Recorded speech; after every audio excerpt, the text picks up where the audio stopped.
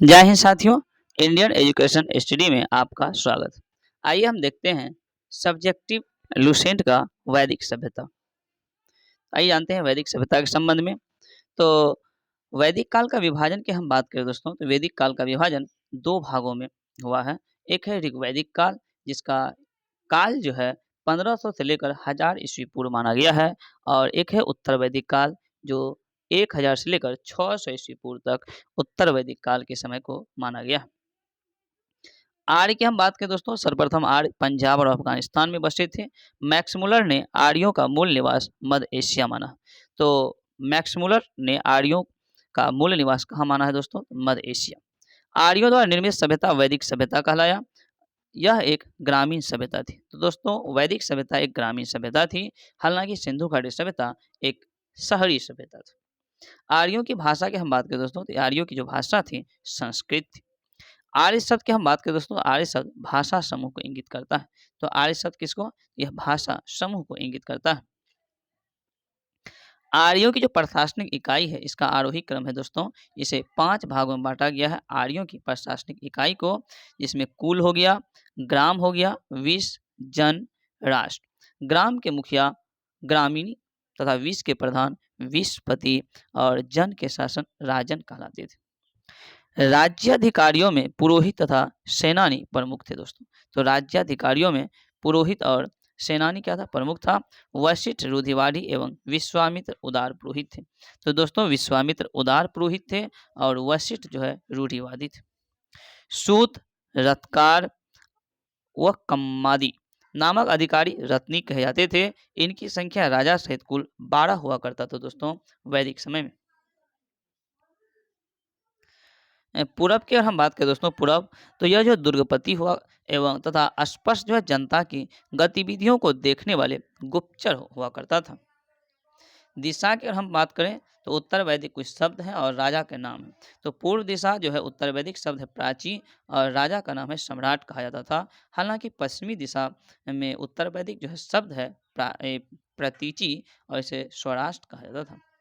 उत्तर की हम बात करें तो उत्तर जो है दिशा उत्तर वैदिक शब्द है ददीची, और इसका यहाँ सम्राट को विराट कहा जाता था। मध्य में राजा कहा जाता था और दक्षिण में भोज कहा जाता था। वाजपति की अगर हम बात करें दोस्तों, वाजपति तो ये जो वाजपति था गौचर भूमि का अधिकारी हुआ करता था।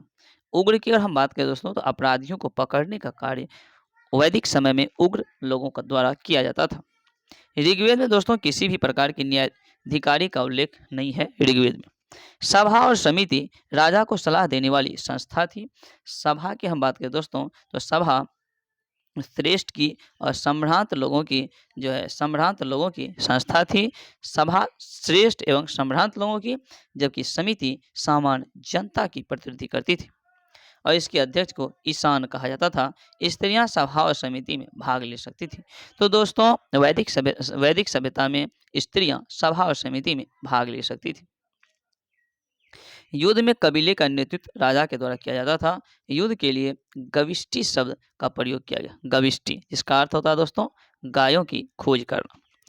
दशराज युद्ध की अगर हम बात करें दोस्तों, दशराज युद्ध तो यह जो इसका उल्लेख ऋग्वेद के 7वें मंडल में। तो दशराज युद्ध की जो चर्चा ऋग्वेद के 7वें मंडल में है, और यह युद्ध परोशनी नदी के तट पर, जो कि रावी नदी वर्तमान में इसे कहा जाता है, तो परोशनी नदी यानी रावी नदी के तट पर सुदास एवं 10 राज्यों के बीच यानी कि 10 जो है राजा के बीच लड़ा गया था, जिसमें दोस्तों सुदास विजयी हुआ। तो सुदास जो है विजयी रहा। अब दोस्तों सबसे पहले हम अगर हम बात करें उपनिषद की कुल संख्या, तो उपनिषद की कुल संख्या 108 थी। उपनिषद की संख्या कुल कितना है? 108। महापुराण की संख्या 18 और वेदांग की संख्या कुल 6। तो वेदांग कुल 6, महापुराण 18, उपनिषद की संख्या 108। ऋग्वैदिक समाज की हम बात करें दोस्तों, तो ऋग्वैदिक जो समाज है 4 वर्गों में विभक्त था, और ये 4 वर्ण थे ब्राह्मण, क्षत्रिय, वैश्य और क्षूद्र। और यह ऋग्वेद के 10वें मंडल के पुरुष सूक्त के चतुर्वर्ण का उल्लेख भी मिलता है दोस्तों। यानी कि यह जो विभाजन है ब्राह्मण, क्षत्रिय, वैश्य और क्षुद्र, इसका विभाजन व्यवसाय पर आधारित था, जिसका चर्चा ऋग्वेद के 10वें मंडल के पुरुष सूक्त में चतुर्वर्ण जो है ये 4 वर्णों का उल्लेख किया गया, जिसमें कहा गया है दोस्तों कि ब्राह्मण परम पुरुष के मुख से, क्षत्रिय उनकी भुजाओं से, वैश्य उनकी जांघों से और क्षुद्र उनके पैरों से उत्पन्न हुए। आर्य की समाज की हम बात करें दोस्तों, आर्यों की समाज था पितृ शतात्मक था। हालांकि सिंधु घाटी सभ्यता कैसी समाज थी, तो वह जो है मातृ शतात्मक था। और आर्यों की समाज पितृ प्रधान। समाज की सबसे छोटी इकाई दोस्तों परिवार या कुल हुआ करता था। तो समाज की सबसे छोटी इकाई परिवार या कुल, जिसका मुखिया पिता हुआ करता था, जिसे कुलप कहा जाता था। क्या? तो कुलप। स्त्रियां इस काल में अपने पति के साथ यज्ञ कार्य में भाग लेती थी। बाल विवाह तथा पर्दा प्रथा का भी प्रचलन नहीं था। तो बाल विवाह और पर्दा प्रथा का प्रचलन दोस्तों वैदिक समय में नहीं था। विधवा अपने मृतक पति के छोटे भाई यानी देवर से विवाह कर सकती थी। स्त्रियां शिक्षा ग्रहण करती थी। ऋग्वेद में लोपामुद्रा, घोषा, सिक्ता, आपला एवं विश्वास जैसी दोस्तों विदुषी स्त्रियों का वर्णन भी किया गया। कुछ दोस्तों दर्शन है और उसके प्रवर्तक, जैसे चवार्क दर्शक के प्रतिवर्तन चवाक ही है, योग दर्शन के प्रतिपादक पतंजलि, शाक्य दर्शन के प्रतिपादक कपिल हो जाएगा और न्याय दर्शन के प्रतिपादक गौतम। तो चवार्क दर्शन चवार्क हो जाएगा, योग के पतंजलि, शाक्य के कपिल और न्याय के गौतम। पूर्व मीमांसा के प्रवर्तक है जैमिनी, उत्तर मीमांसा के बादरायण और विशेषिक जो है दर्शन के महर्षि कनाद। महर्षि कनाद को दोस्तों भारतीय परमाणुवाद का जनक भी कहा जाता है। बात करें हम गार्गी ने, तो गार्गी ने याज्ञवल्क्य को वाद विवाद की चुनौती भी दिया था। तो दोस्तों जीवन भर अविवाहित रहने वाली महिला को अमाजु कहा जाता था। तो अमाजु किसे कहा जाता था? जीवन भर अविवाहित रहने वाली महिलाओं को। जीविकापार्जन के लिए वेद वेदांग पढ़ने वाले उपाध्याय को जीविकापार्जन के लिए वेद वेदांग पढ़ाने वाले अध्यापक को उपाध्याय कहा जाता था दोस्तों। आर्यों का दोस्तों मुख्य जो पेय पदार्थ था वह सोमरस। तो सोमरस आर्यों का मुख्य पेय पदार्थ था। यह वनस्पति से बनाया जाता था। आर्य मुख्यतः 3 प्रकार के वस्त्र का उपयोग करते थे। एक है वास, दूसरा अधिवास, तीसरा उशिष्ट। अंदर पहनने वाले कपड़ों को नीवी कहा जाता था।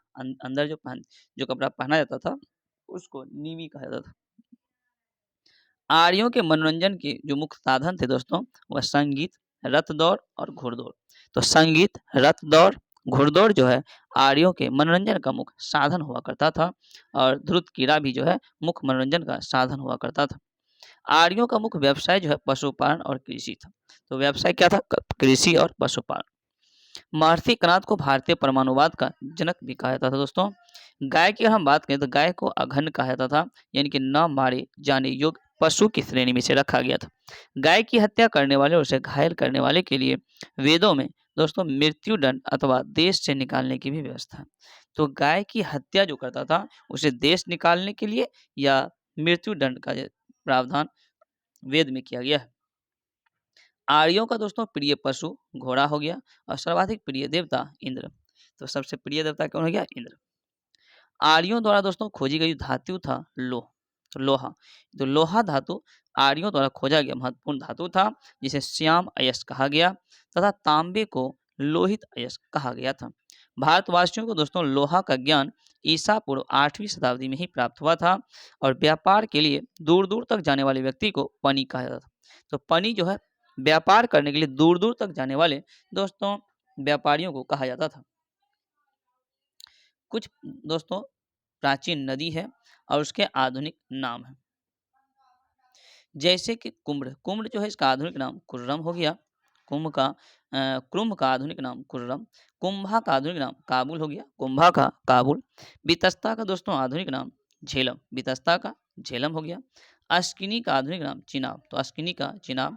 पड़ोसनी का जो आधुनिक नाम रावी नदी है, रावी का पुराना अगर नाम पूछा जाए तो पड़ोसनी हो जाएगा।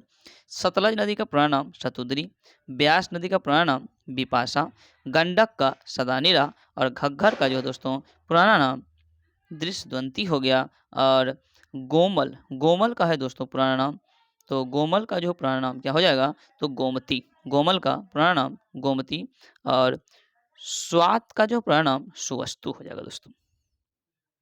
अगर हम बात करें तो लेन देन के, तो वैदिक समय में लेन देन की जो है वस्तु विनिमय प्रणाली प्रचलित था। ऋण देकर ब्याज लेने वाले को वैकनॉट यानी सूदखोर कहा गया, सूदखोर। मनुष्य और देवताओं के बीच मध्यस्थता की भूमिका निभाने वाले देवताओं के रूप में अग्नि की पूजा की जाती थी। ऋग्वेद में दोस्तों नदियों में सरस्वती सबसे पवित्र नदी मानी जाती थी। तो ऋग्वेद में सबसे पवित्र नदी माना गया है सरस्वती को। ऋग्वेद में गंगा का मात्र एक बार यूज किया गया है, गंगा शब्द का एक बार गंगा नदी का प्रयोग किया गया है, और यमुना का 3 बार। सिंधु दोस्तों, सिंधु नदी का सर्वाधिक उल्लेख। तो ऋग्वेद में सबसे अधिक उल्लेख कौन सी नदी का है? तो सिंधु नदी का। हालांकि सबसे पवित्र नदी सरस्वती हो जाएगा। गंगा की चर्चा एकमात्र और यमुना 3 बार। उत्तर वैदिक काल में दोस्तों इंद्र के स्थान पर प्रजापति सर्वाधिक प्रिय देवता हो गया, और विष्णु के 3 पगों की कल्पना का विकास भी उत्तर वैदिक काल में ही हुआ था दोस्तों। उत्तर वैदिक काल में राजा के राजाभिषेक के समय राजसूय यज्ञ का अनुष्ठान भी किया जाता था।